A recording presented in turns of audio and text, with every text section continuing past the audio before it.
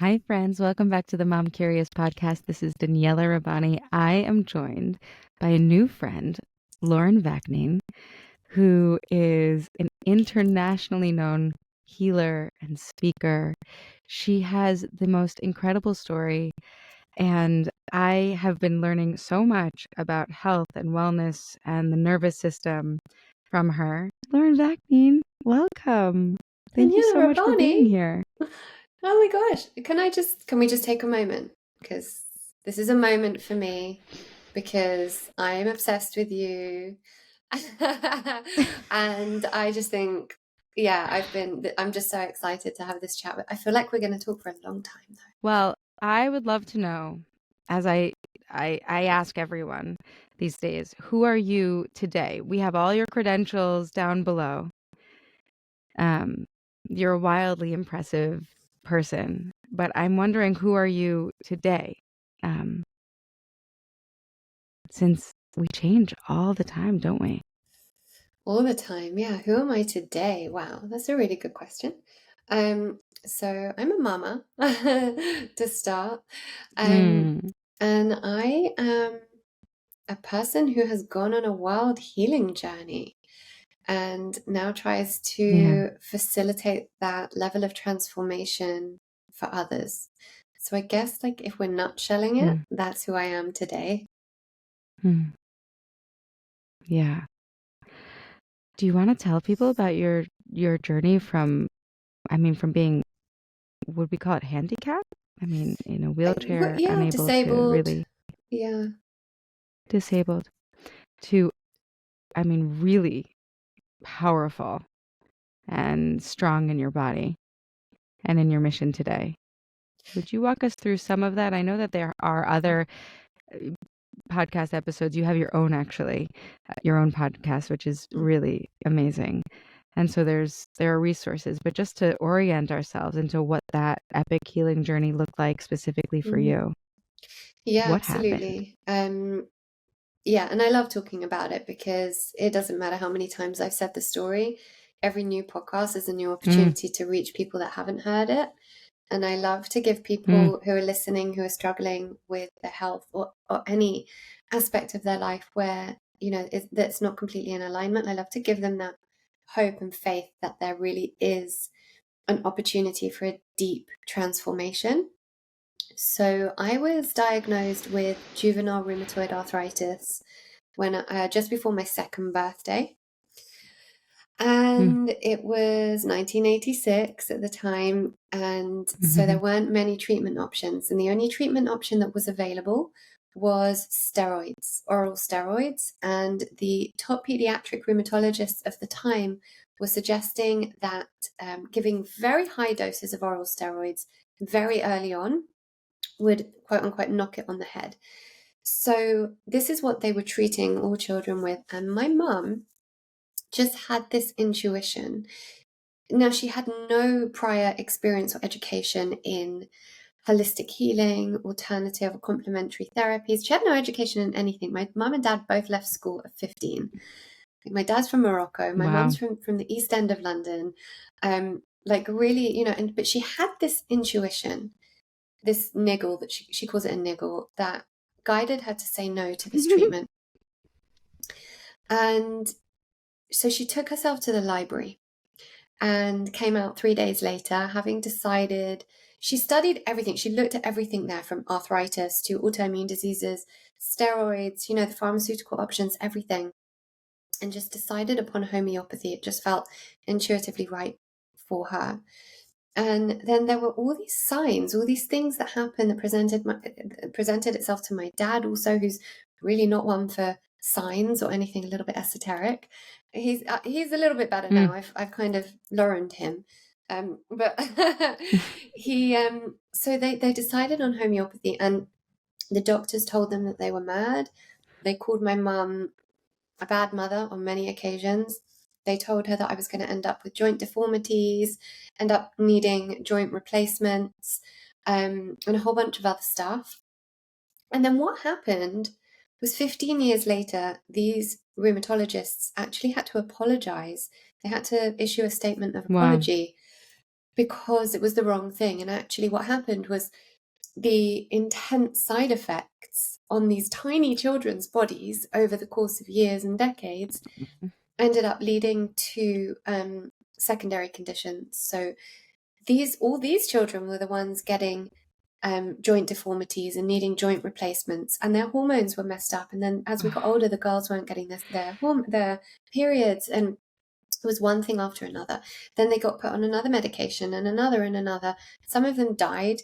And I used to go to a weekly group. These are friends? Well, yeah, like we went to hydrotherapy classes together every week. And, so you grow up knowing these people. And something my mum and I noticed, like we started noticing that I was different, that next to my school friends, I still had arthritis. The homeopathy wasn't curing me, which I'll get to in a minute. But it was keeping my body strong. It was keeping my immune system strong. It was keeping my joints strong, even though my body was still releasing inflammation. Because there was no access to internet. My parents were literally doing the best they could. And, they took me to a homeopathic dietitian. They literally took all the money that they had, which was not much at all, for my treatments. But they didn't have the missing pieces about diet and nutrition and lifestyle factors, environmental factors, any of that. So I wasn't cured. I wasn't as bad as the other kids.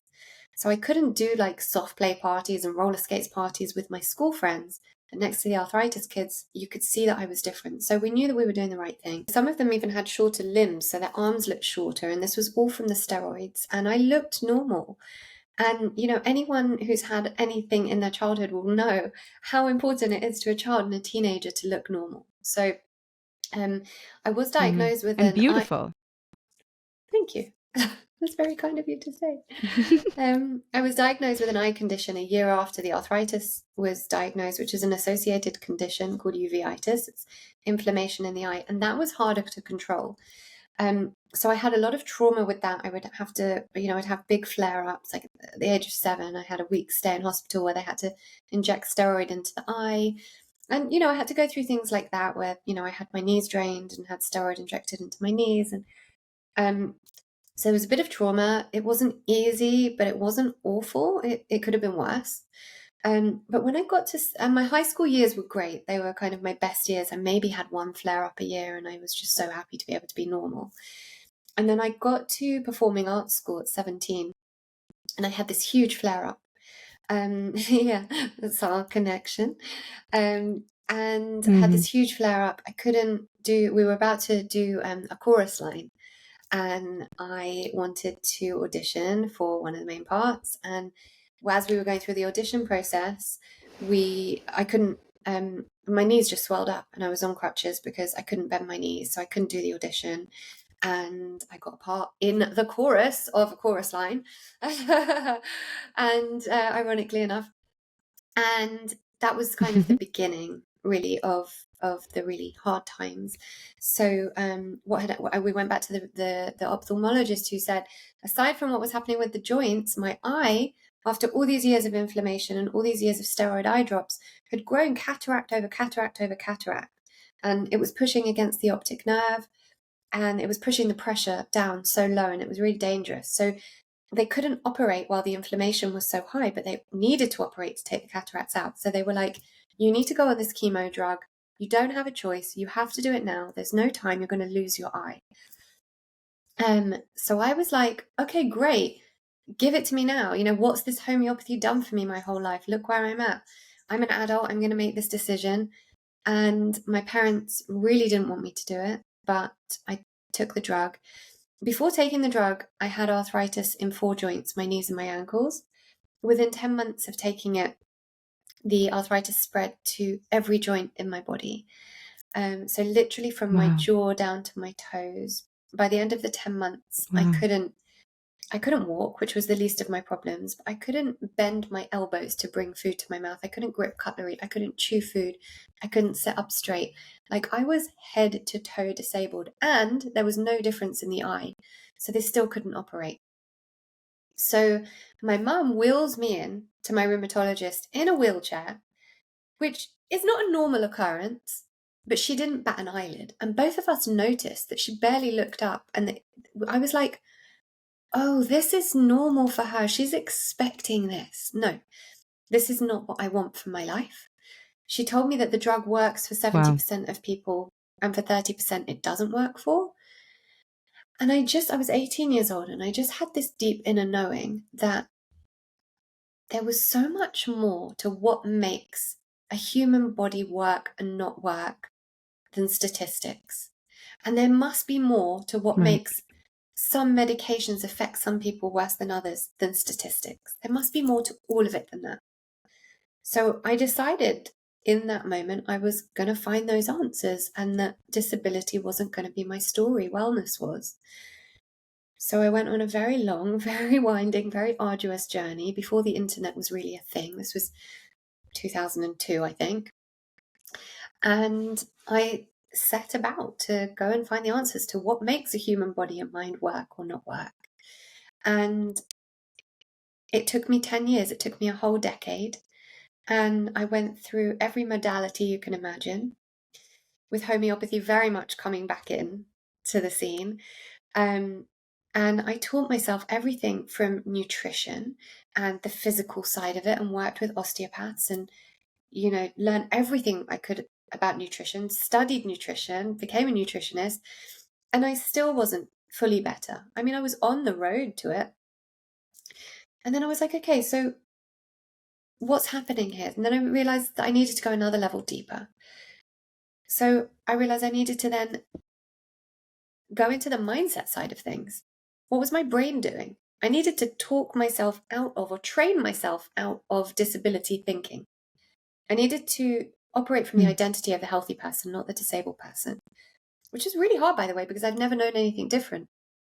And then I had to take it one step further. I had to go It's into the really hard, emotional. even if you are healthy, by the way. Absolutely. Yeah. There are healthy, able-bodied people who have a very hard, genuinely hard time living from a place of strength of mind and character. It's hard. Lauren was just blowing her nose like a regular person, guys, and we paused for a second. She said it's gross. I said, no, it's not gross, because you know what? You're human. You're a healthy human with a cold, and that's okay. I'm Promise, a promise. healthy See? human with a raging cold. So excuse me if I sound a bit, snotty, and I look a bit snotty. But hey, yes, I'm a human, but I've got all But, my there, supplements and all my bits to dose me up. it's like, it's kind of an amazing opportunity, actually, just to remind ourselves that, like, even the coaches, even the healers, even the guides, even having gone from a wheelchair at your wedding to, like, absolutely, like, athletic and having 2 children and having a cold happens. Of Like, course. I think there's like beautiful there's like a beautiful nugget of truth for us all to enjoy, which is that we are all so human. That's actually part of your magic, And I was like listening, I've been listening to your story and thinking your mother had this sort of like intuitive, witchy quality that I wish for all mothers. I really do. To know that way, to know in her deepest knowing what is right for her child. Even, I don't know how she had the confidence. I don't know how. God bless her. And that you've taken that torch and, really parented from that place and teach from that place of like intuitive, witchy, strong, female power. I just think it's so incredible. And that we could be that sort of high-minded self and our regular sister self who's holding our hand and being like, I got to blow my nose, like Yeah. this is the magic, And nothing will this bring is you the healing back. force, I think. Nothing will bring you back to being human like motherhood does either. That brings all your stuff to the surface. Yeah, no, my mum Yes, I do. is amazing, and I don't know how she kept that strength with all those people around her, authoritative figures telling her she was a bad mother and my joints would be damaged. How did she not believe them? I don't Just know. intuitive pull, and she stuck with it, and I will be forever grateful for that, because I think that saved my life, really. Hmm. I mean, that's the power of a mother. I really do believe that, to save a life like that. I remember when I was in the first days of motherhood, I had a baby nurse. I don't talk about it very often because it was really so horrible for me. And I had sort of like outsourced my knowing to this person Mm. because people always said, if you can have help, if you can hire help, please do, especially postpartum. But I knew that I wanted to do things differently than this woman had sort of quote unquote let me.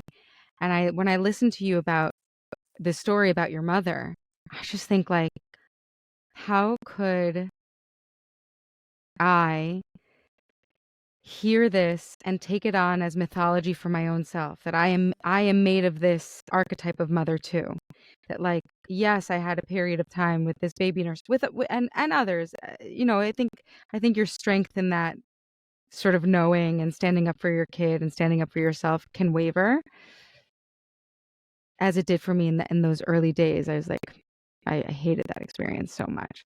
But I can take this experience or this story about your mom, and I can remind myself that I am the archetype of mother too, and that the listener also can be reminded of that. You have the good fortune of having that experience, like, about you. But I'm sure there are like lots of times where we're met with people who think they know better.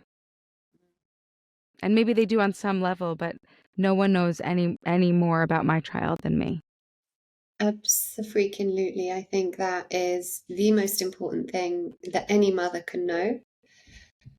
Um, because there is something there, I believe there is some mystical, magical, unknown, like thread of knowledge that extends from the child to the mother and from the mother to the child. And, that comes from somewhere else. That's coming from up there, from source energy, where that isn't given to anyone else. That isn't given to your doctor about your child or even your mother about your child. It's given to you as the mother. Yeah. And we've all felt that. We've all felt those moments, like you just said, where we know something's wrong and we follow the advice because there's so much pressure around us, and we doubt ourselves. That's the thing we do as women as well, so much. We doubt our Mm, connection to our intuition. And this kind of divine feminine work that I'm so involved in, this is what has helped me build that strength of that intuition so deeply, because then you mm, never doubt yourself. You know fully. When you have a knowing, that is it. You can't question it.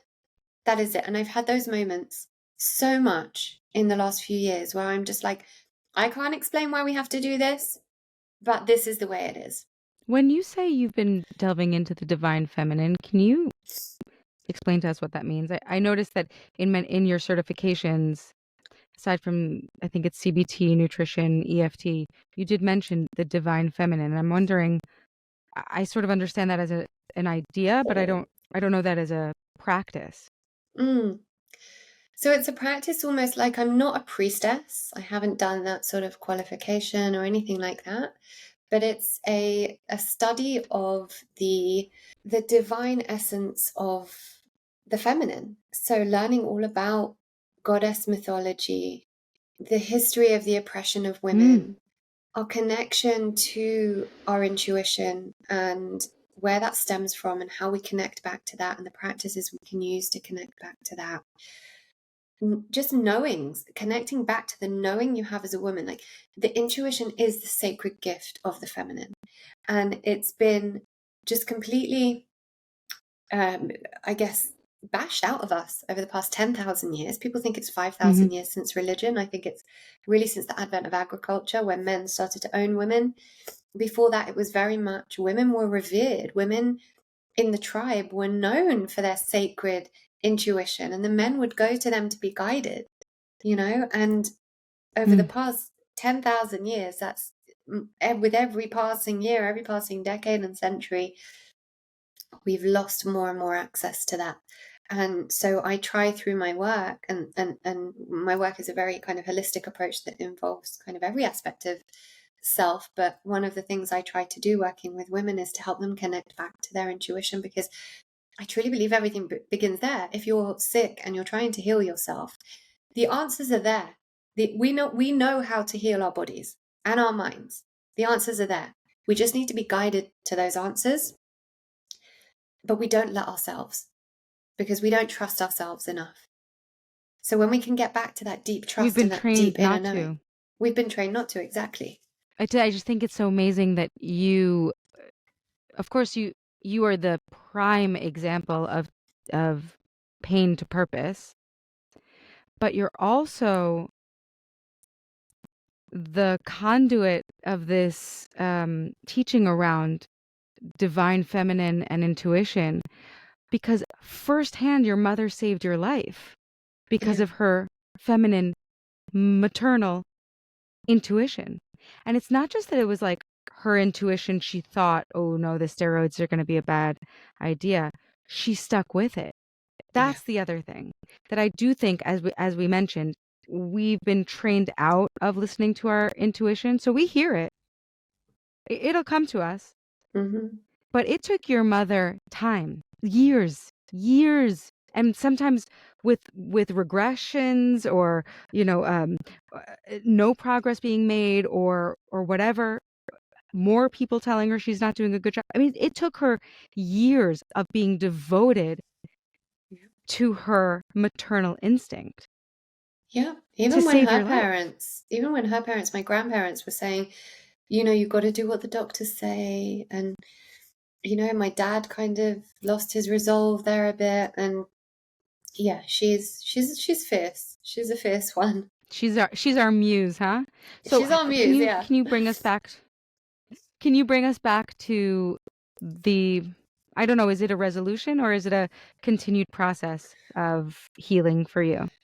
Yeah, so it was in a way a resolution. I think it's always a continued process, and I'm always maintaining my remission. I don't even like the word remission, because it kind of is a connotation that it might return, and it could. I'll always have an underlying autoimmune disease, but essentially it took me a decade of of healing my body from the root cause and healing the whole self. What I realized was that if you want to heal one part of you, you have to heal all of you. So I mentioned that I went through the physical. The physical was perfect, right? I had all the supplements, all the nutrition, everything was, I had that down.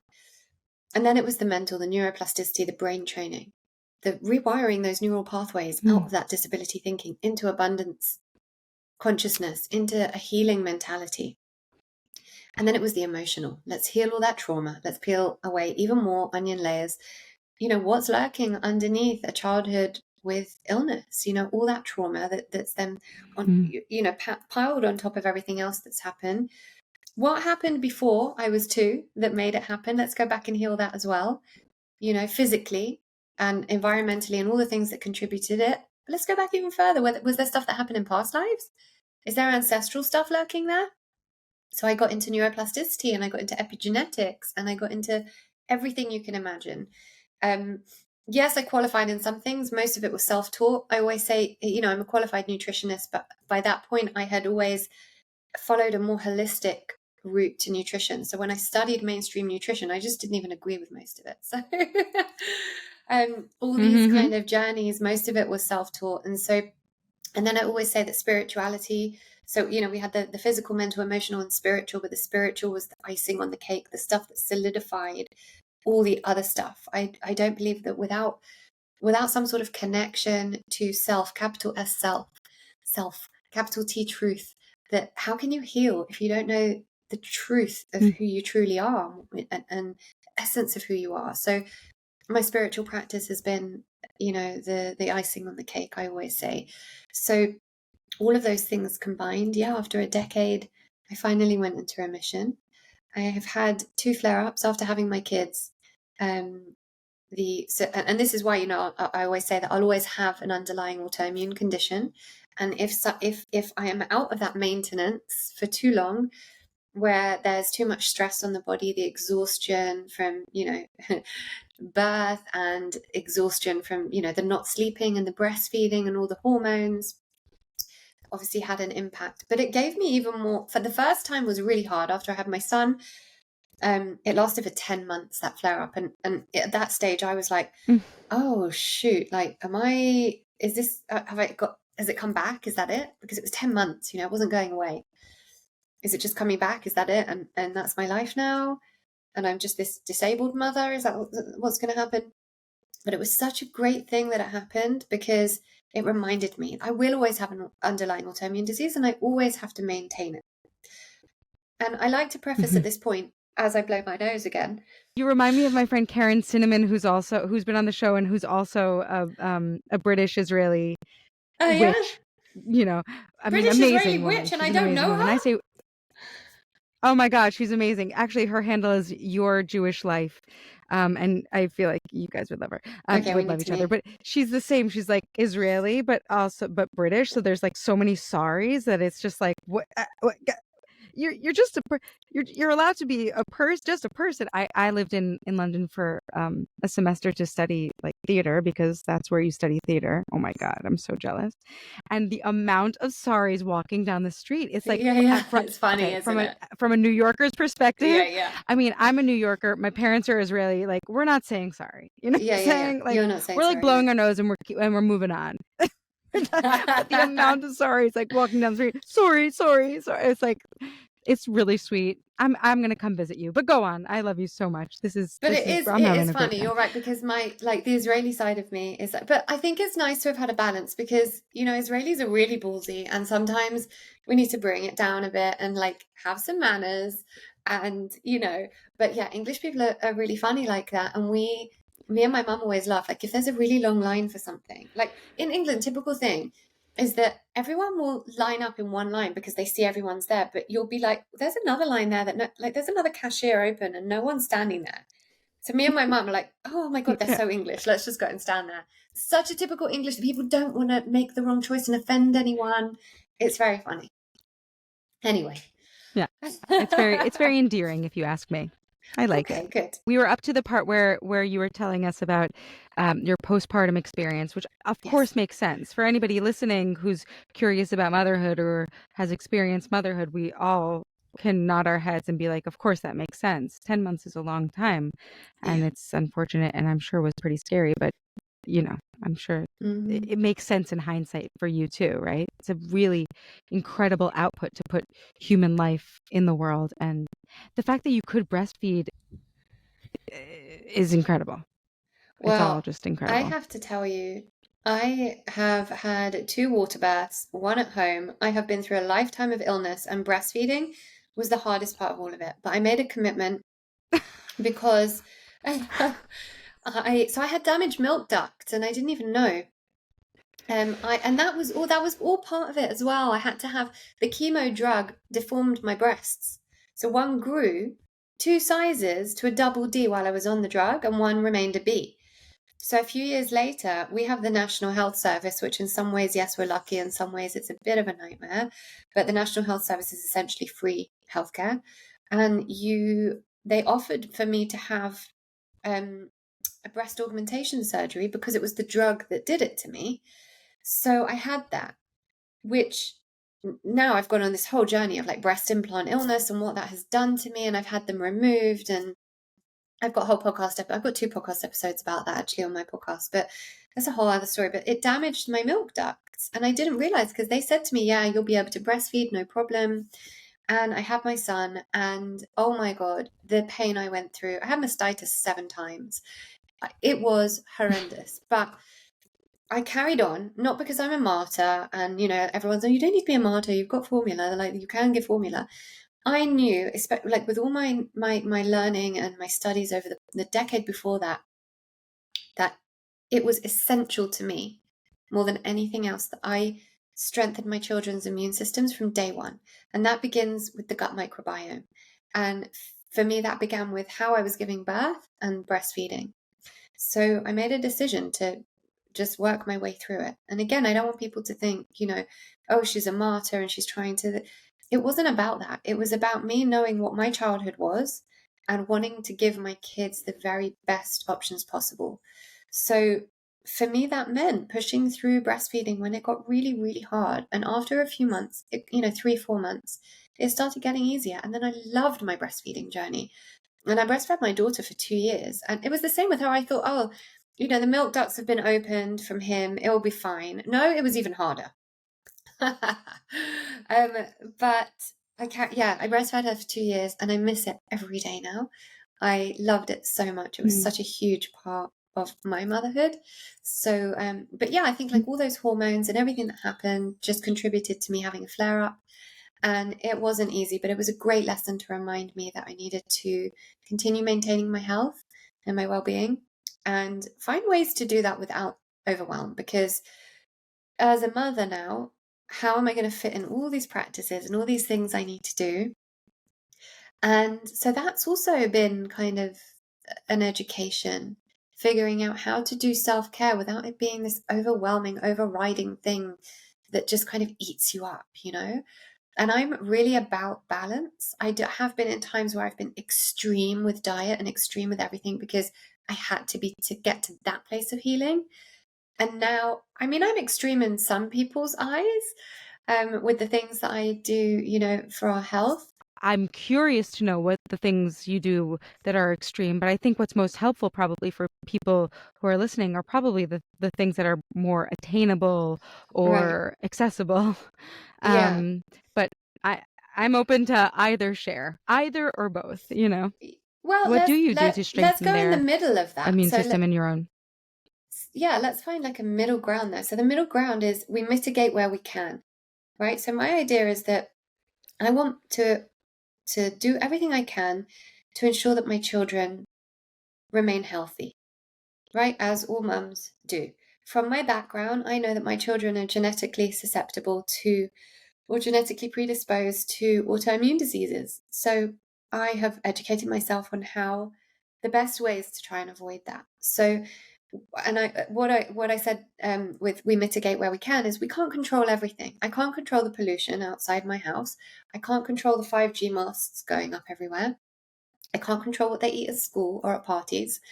But where I can, I do what I can to provide the healthiest options possible while it's still feeling nice for them without me being like, right, here's a breakfast of vegetables and off you go to school. And, it's not like that at all. But I do things like, so if you want me to go through a few of the things that you asked. So let's see. So I make them a smoothie in the morning. And it tastes yum. The recipe's on my website for anyone who wants it. It tastes like Oh, dates great. and banana and peanut butter and all that, but I add loads of superfoods in. So, for example, medicinal mushroom powders, maca powder for energy and cognitive function, beetroot powder and other polyphenols for for detoxing, basically antioxidants, greens powders, all stuff like that. Magnesium, because our kids really need magnesium. So they start their day like that. I give them omegas. I swear by omega-3s, cod liver, like a really good quality cod liver oil. Absolutely swear by it. I think that it is so our bodies can't absorb the fat soluble vitamins A, D, and K without having enough omegas, and our kids really need A, D, and K a lot.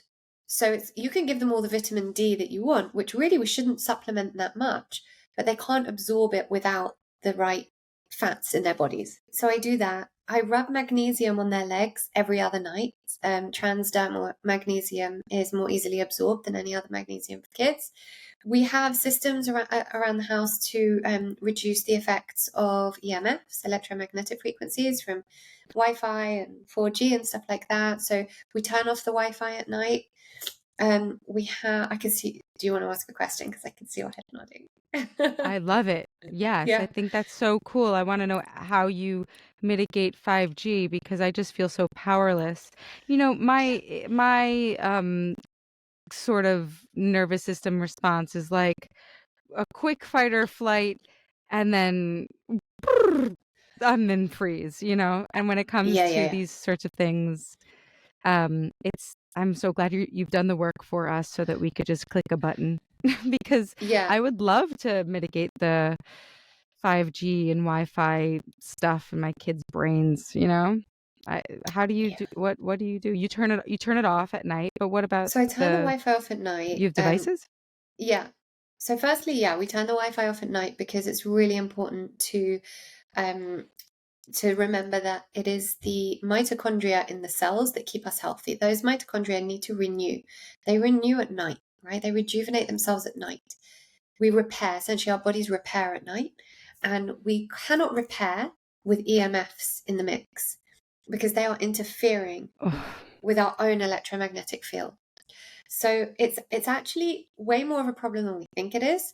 So like I say, we can't control all of it, but what we can control, I do. So we have a mechanism in the home called the Summer Vedic. Or anything I recommend, by the way, anything I believe in, it's all on my website so that people can find it easily. And Summer Vedic you can get in the US, so that's cool. And it also, so we have that, and that really greatly reduces EMFs in the home.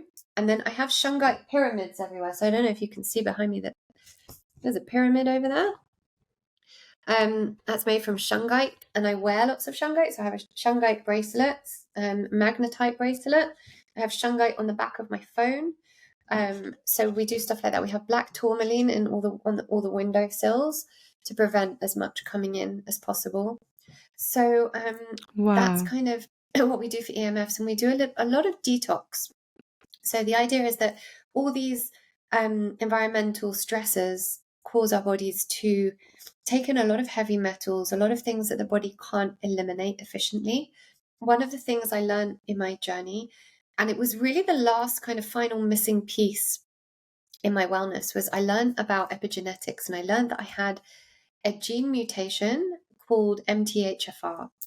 And about Me seven, too. you got it? You got it? Oh, Oh, babe, I got it. I did a whole film about epigenetics. I you mean, did? I got, yeah, I have MTHFR. I have I also have hypothyroidism. I used to have PCOS, but that cleared Right. up. But MTHFR, what a bummer. Ugh. Yeah. Tell Well, it us more depends about it. kind of. I'm sure there are a bunch of people who have it. Yeah, well, about 70% of us have it. They used to say 40%, but we now know that it's about 70% of us. The scary thing is that doctors don't have a clue. OBGYNs do not have a clue. And I've got an article on my website called MTHFR, I can't remember the exact title, the gene mutation that could be damaging your unborn baby or something like that. Now, do not fear. I like to come with solutions, not fear, not fear. The idea is that when I learned about MTHFR, I realized that I could then take the steps to knowing that I could help have healthy pregnancies, that it was contributing to miscarriage, and a whole range of other stuff, but I could manage that.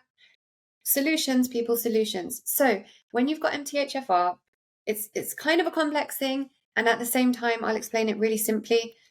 Your liver cannot detox, essentially. We can't methylate vitamins and nutrients. So if we take something like folic acid in the synthetic form, which is what the standard obstetrician will give you, if you've got MTHFR, your liver will go, no, no, no, no, no. And your liver will convert it into a toxin. It cannot absorb it or convert it into the vitamin that it needs to give it to the baby. The same with other B vitamins like vitamin B12. So we need to get them in not the synthetic forms, but the methylated forms. So if you're taking folic acid or you're planning on having a baby, stay away from synthetic folic acid and instead find prenatal supplements that use methylfolate, the methylated version. And the same with vitamin B12. You want to be looking for methylcobalamin. And a lot of people report feeling a lot better, especially people who have low vitamin B12 and they get B12 shots or stuff, when they start taking methylcobalamin, when they start taking methylated B vitamins. So that's like a huge thing to know. I take methylated B shots and a D shot, and I have to tell you that I went from I was like there were some days where I thought, am I dying? Like I'm so Wow. tired. Is this it? Is it over for me? I got this B shot, got this D shot. It was methylated, of course, because I can't methylate. And I'm like, oh, I wasn't burnt out. I wasn't depressed. I was like suffering from a vitamin depletion and deficiency. I'm Yep. hearing now that also like there's some that I was also probably circulating some toxins. Yikes! Yeah, But I felt it. I felt it. we circulate a lot of toxins when we have MTHFR, and also because we can't detox them effectively, right? And there's a few variants of it, but essentially you've got the heterozygous and the homozygous. The heterozygous is a bit easier to manage, and the homozygous is a bit harder, and you're more likely to have hypothyroidism and stuff like that if you've got the homozygous variant. So yeah, basically it's you need to focus on living as clean a life as you can, because you have to think that with everything you eat or consume or drink or anything that is chemical, that is a toxin, your body can't detox that effectively. Again, it's not the end of the world. When I was diagnosed with arthritis in 1986 and the homeopathic dietitian told my mum to stop giving me gluten and commercial dairy and fluoride in toothpaste, she was like, you tell me where to go to find this stuff. There was hardly any substitutions, like gross goat's milk and just some disgusting toothpaste that tastes like paint. Now we have everything. So really it's not that hard. We just need to eat whole foods that are organic and treat our bodies with respect and just stop putting chemicals in our bodies.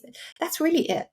I know that for some people listening, it is extreme, like you were saying. This can be extreme, and I think that there is value in just noting that, like, for some bodies are more sensitive than others, Yes. and my body is one of those. For a long time, I would be really almost allergic to this type of conversation, where I'd be like, I can't live up to that ideal. And sometimes I can't, by the way, Lauren. I can't live up to that ideal. Sometimes And I I don't. can't. But okay, fine. But I really can't. But anyway, I'm sure you really can't too sometimes. I'm gonna take that for face value. But I I also just I think there is value in a reckoning. Like, if I'm a person with MTHFR and these hypothyroidism, etc. If there's a person listening who does struggle with their mental health or clarity or their energy, it's nice to know that there are solutions, and that Yeah. maybe the person listening, and likely because a lot of the people who listen are like me, sensitive. A lot of people who are sensitive, by the way, artistically, emotionally, etc., are also have sensitive bodies. So I think there's value to affirming that, yeah, it can feel extreme in a world where, like, why don't we just go have some burgers at McDonald's, and why can't we make things easier, and everyone pasteurizes milk and all of that. Yeah, it can feel extreme, and for some people this is absolutely necessary. And to that person, I'm wrapping my arms around you and saying I'm so glad that Lauren is here and that she's a resource for us, and that a point of reference that healing, vibrant healing, is absolutely possible. It is. I truly believe it is. And also, don't forget, it took me 20 years to get to this point. I started when I was 18. I'm 39 now. So from starting with a bit of nutrition and figuring out deficiencies to, full on EMF mitigation devices in my house and making non-toxic cleaning products and using non-toxic skincare and stuff like that. But we do have so much more access to it now.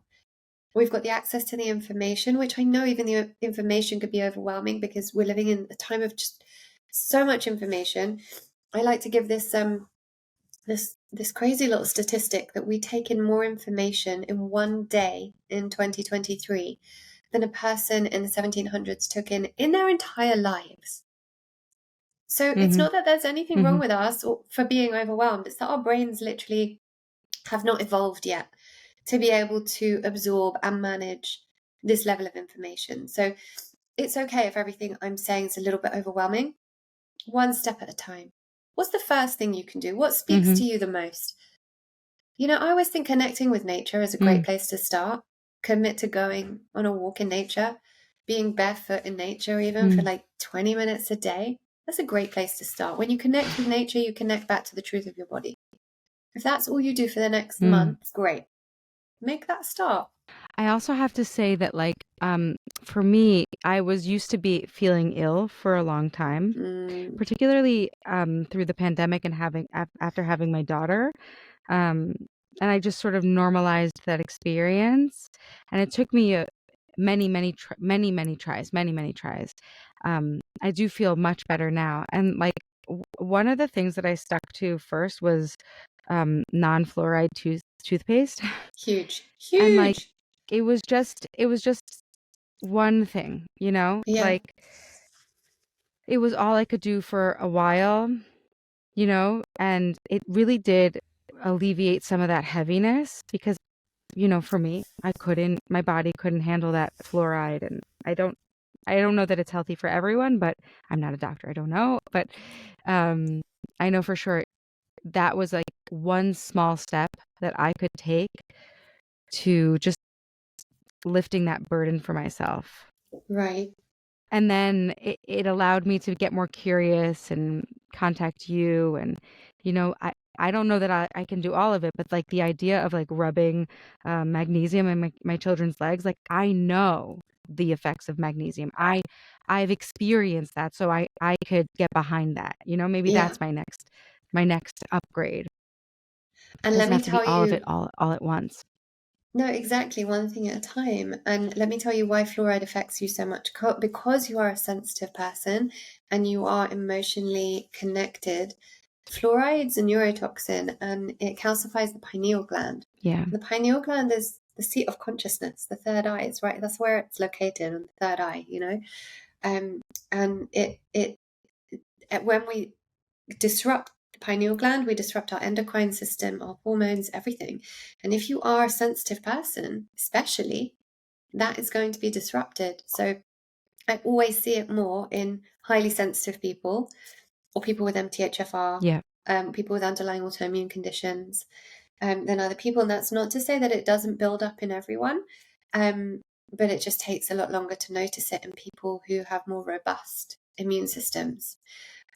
But yeah, all those things are great places to start. And I just think, making a commitment to being, just eating a bit better, just improving, just going for the organic food, right? And I know that it costs more and it's difficult, and we're in privileged positions where we could probably go out and buy organic food, and that's, I know that that's a privilege. Equally, just looking at where we can. So I don't get my hair done, for example. I don't go and get my nails done. I don't buy expensive shoes or handbags or anything like that. I prioritize my health, right? Supplements, superfoods, like these are the things that I prioritize. And I just think that if we kind of get back to that, and also get back to the idea that life isn't always meant to be fit into this convenient box of, food needs to come in a packet ready for us to eat, and medicine needs to be the same, then it's realigning our expectations, I think. I appreciate it because I can very often feel overwhelmed. And by the way, I can often feel like I'm privileged, and what would happen if I couldn't get organic and etc. But I want to just say to the person who can afford it, and I also don't put my money on, doing my hair or nails or things like that, just because that's not where my value is at this moment in time. But if we do have privilege, we must use it wisely. Right. It is actually hurting our planet and other people. Okay, ourselves. And by the way, we do matter, but it's also hurting other people when we choose to suffer. Right. And we don't choose to honor ourselves. This is an ongoing thing for me. Like, transparently, like it's a matter of confidence, really. It's a matter of self-worth. But I'll say it out loud. I'm worth it. You're worth it. You, dear listener, are worth it. You're worth the effort. I'm wondering where we can continue to learn from you, Lauren. I love following you on Instagram and listening to your podcast. And I'm going to go ahead and check out your website, but maybe you can tell us what's up next for you and where exactly we can find you. Absolutely. So yeah, you mentioned my Instagram. I post a lot of reels there, easy ways to kind of implement this stuff in your life. I have my most powerful offering is my Recondition Your Life Academy. So what I realized was that there isn't just one. If we want to heal one part of ourself, we have to heal the whole self. And there didn't seem to be anything out there that combines all aspects of self, healing all aspects of self into one, which is why it took me a decade, because I had to go on such a journey to find all of them. And I don't want other people to have to spend that long. Most people give up because it's too overwhelming to, I just can't find the and this didn't work and that didn't work. And now I don't know what to do. So I decided to put everything I'd learned about healing the physical, mental, emotional, and spiritual into one place. So the Recondition Your Life Academy involves everything from inner child healing to shadow work to trauma work, self-love, divine feminine, neuroplasticity, purpose work. I teach manifestation, meditation, health optimization, everything you can imagine. We do bi-weekly coaching calls on the Facebook group. You do it alongside a tribe of other women, which is beautiful. We've got like an amazing global community of women going through this program. And we are about to open enrollment for that next week, or when this comes out, probably this week. I think you'll have the link for that, so we can hopefully put that in the show notes, or you can just go to my website and it's under offerings. And that's my most powerful offering. I also have the Female Entrepreneur Academy for any female entrepreneurs out there who want to take a more holistic approach to running your business. And I have membership programs. So, obviously my podcast, I talk about everything within the realms of wellness and inner growth. So there's lots of different resources. Lauren, I'm so impressed with your extensive output. I mean, it's like wild, all of these offerings, and such a testament to your physical well-being, your emotional steadiness, and your relational health. I think what you're doing is so powerful. I love getting to know you. Thank you for I all you love do. getting Thank to you know for all of you. your thank you for blowing your nose and reminding us that we don't have to be perfect You're to so be welcome. I'm so glad I got to blow of my nose on great your show. service. If I could blow Perfect my nose on timing. In anyone's Hebrew, they show, would say, Daniella, it would be yours. oh, thank you so much. I love it. All right, friends. See you soon. I'm Daniella Rabbani on Instagram. That's where we can have deeper conversations. That's actually where I met Lauren. And I'll check you guys out. Oh, you'll check me out. Yeah, that's what's going to happen. You're going to come back next Tuesday. Yeah, that's it. And I look forward to it. Okay, bye, bye, bye.